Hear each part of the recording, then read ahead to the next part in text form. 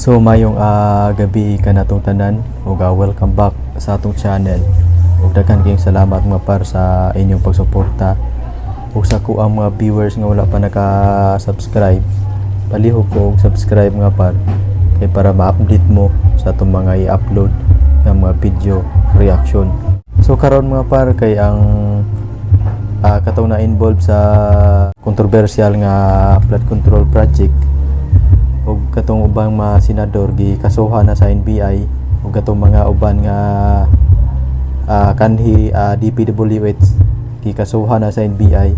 Pero ang atong pangutana mga par, usara ka congressman nga ilang gikasuhan, usara ka congressman ang ilang gilaw sa tirong, kundi si Saldico lang. Pero si Martin Romualdez wala gyud mga par. Bisa na mention na sa ni bisa na mention na maayo ang pangani Romualdez pero wala lagi hapoy action. So natay video mga par, so tan-awa ninyo kay gi-mention ang pangani House Speaker Martin Romualdez ug ni Congressman Saldico. You may proceed. Ako po'y nagpapasalamat sa pagkakataong ito. Sa Senate Blue Ribbon Committee, Senator Ping Lacson, sir. At sa iba pang member na nandito po. Ako po si Orly Gutisa, may asawa, nasa tamang edad, Pilipino, makatapos makapanumpa na ngayon sa umiiral na batas ay nagsasaad at naglalahat ng gaya ng mga sumusunod. Ako po ay lumabas upang magsalita sa isyu na ito. Bilang isang dating sundalo, inaalay ko ang aking buhay para sa ating bansa. Sa pagkakataong ito, nagdesisyon akong magsalita at maglabas dahil ayokong maging masama ang kinabukasan ng aking mga anak, apo ko sa darating na panahon. Ayoko pong naririnig ko at napapanood ko sa pagdinig ng Blue Ribbon Committee at ngayon ko po napagdugtong-dugtong yung naging partisipasyon ko po sa anomalya at korupsyon na ginawa at lumalabas sa hearing na ito. Yung palang pera na binubuhat namin at dinideliver mula sa masamang gawain na nagdulot ng baha na ikinamatay ng tao at imbis na gamitin ang pera sa edukasyon, medikal at programa na mapunta lamang pala sa bulsa ng mga politiko. Mabigat po sa akin magsalita dahil may pamilya ko. 4 ang anak ko, nag-aaral pa. May asawa ako at nangangalaga sa aking mga anak at marami akong kasama sa operasyon na may kinalaman sa ibabahagi ko sa inyo.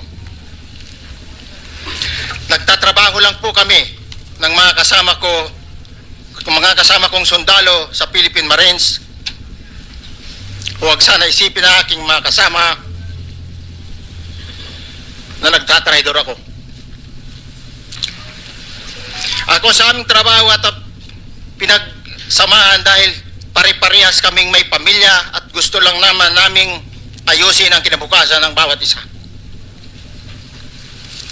Wala akong iniisip na kapahamakan para sa kanila, bagkus ang gusto ko lang maayos ang kinabukasan ng bayan at lahat kami. Noong December 5, 2004, na-hire ako bilang security consultant sa Ako Bicol Party List or AKB kay Congressman Saldico. At nasimula ng duty ko kay Congressman Saldico. Bawat umaga, nagre-report ako sa BGC sa Horizon, sa Bonifacio Global City, kung saan nakatira si Kong Saldico. Tuwing may duty at detailed ako sa basura, it means itong basura, ito yung box ng pera na pinag-uusapan natin sa kasalukuyan. Mr. Gutesa, mag-stick ka lang sa binabasa mo. Huwag ka nang nag-a-adlib. Ay. Kung ano yung nandito, basahin mo lang.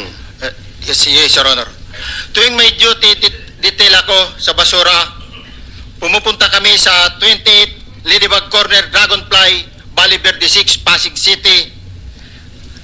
Tagabuhat lang ako ng malita ng basura. Ang ibig sabihin ng basura ay malita na may lamang pera.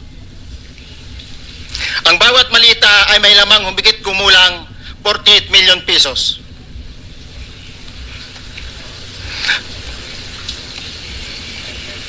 Ang bawat malita ay may push-it na nakadikit na nakasaad kung magkano ang laman ng bawat malita. Tuwing may duty detail sa basura, may pumupunta na tao na magdi-deliver ng basura at nire-receive ni John Paul Estrada at Mark Tiksay. Ang mga executive assistant ni Congressman Saldico at sila ang mga detailed sa mga ganyang activities. Ang mga nangyayari kapag duty kami sa basura, kalimitang dinadala sa bahay ni Congressman Saldico sa Valle Verde 6 at tinatanggap naman ni Mark at ni Paul. Pagkatapos naming may baba ang nasabing basura, ipinapasok sa bahay ni Congressman Saldico sa Valle Verde 6 at binibilang ni Mark at ni Paul. Alam ko na ang laman ng malita ay pera sapagkat nakita ko si Paul na binuksan ang malita at inilabas ang laman para bilangin. Ang isang ehemplo na nagdala ng pera ay si Congressman Eric Yap ng AXIS Party List.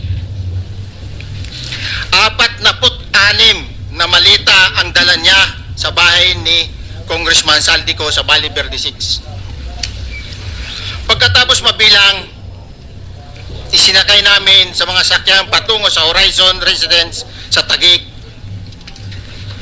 at dumiretso kami sa basement upang may baba ang nasabing basura.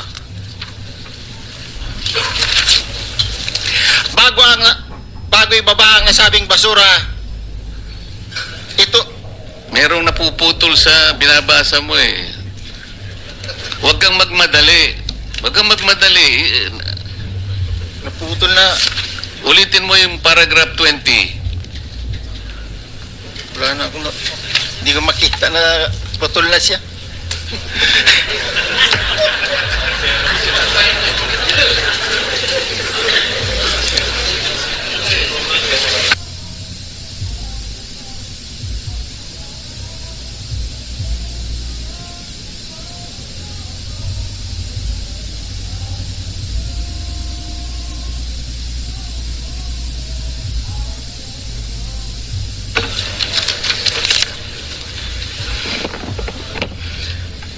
Pagkatapos, mabilang ang sinasakay namin sa mga sakyang patungo sa Horizon Residence, Taguig. Pagdating sa Horizon Residence, dumidiretso kami sa basement upang may baba ang nasabing basura at dalhin sa unit ni Congressman Saldico sa 56th floor sa nasabing lugar kung saan siya nakatira. Bago ibaba ang nasabing basura, ito ay bawas na. Halimbawa, nag-akyat kami ng 46 na malita. Ibababa lamang namin ay 35 malita para i-deliver sa bahay ni House Speaker Martin Romualdez sa 42 McKinley Street, Taguig. Ang 11